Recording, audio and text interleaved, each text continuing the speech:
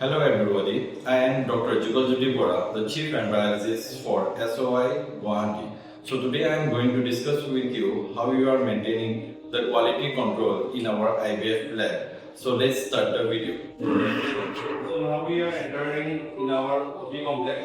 So as you see, our OT as well as our IVF lab is both modular OT as well as modular lab.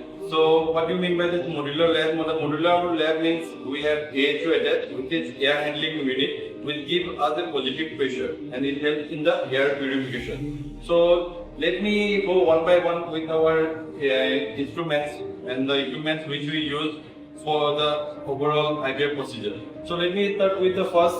This is the heating block.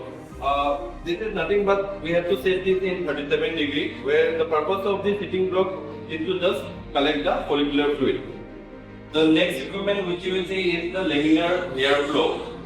This is basically we use for pickup and for the scanning of oocytes. So here the main criteria is we have to maintain it in 37 degrees. You can see there is a different stages are there. The block stage which is keep in 37 degree, which the follicular fluid when it comes from the OT, the nurses used to keep there. We keep our dishes here, which is also in 37 degree.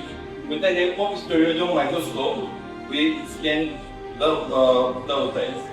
So basically there is a whole surface, there is tuber line which is 37 degree. So that in this whole surface the 37 degree is maintained. So in this equipment the one most important thing is that they have internal AHU panel which is inside the hood.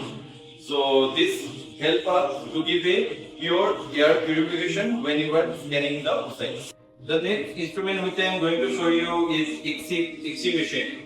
In the ICSI machine, we have to just keep our ICSI machine.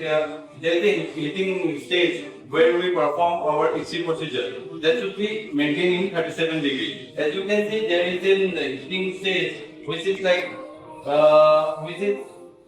have a set point and an actual point of like 37 degree. So while doing the whole ICSI procedure, the stage should be maintained in 37 degree. Next equipment which I am going to show you is the most important in our IVF lab. That is our CO2 incubator. So I have two members here. You can see one member and that's the another member. So the main purpose of this CO2 incubator is to culture the embryos from day 0 to day 5. So here we have to maintain our members in 37 degree as well as with CO2 of 6%. So if we maintain it well, then we will get a good embryo and a good pregnancy. What I am going to show you is normally a fridge which I use to keep our culture media. You can see I have kept different culture media in different steps. This fridge has to be maintained in 2 to 8 degree.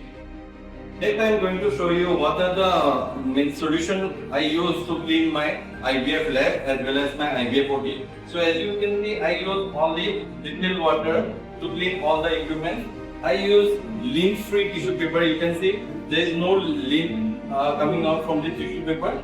So this is the most important solution, which is embryo save. You can use embryo save or OSAVE also, which is alcohol free, which is IVF graded, which can be used to clean all the equipment in IVF lab.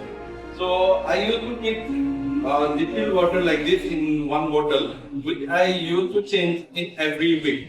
So after every procedure, I used to clean my hood with this distilled water. The next important thing I am going to show you where I used to dispose my biomedical waste. So in my IVF lab, you can see there are different color dustbins are there where I used to dispose my biomedical waste. So you can see in the yellow one, I used to dispose the infected waste. Like when we are doing the pickup and everything, we used to collect in dishes and everything. I used to dispose it there. The next one is the red one, which I use for the syringes, gloves. The green one, which I use for the papers and all. And last one, the blue one, which I use for the glassware. Like if you are using some glass materials in our lab, we used to dispose in the blue one.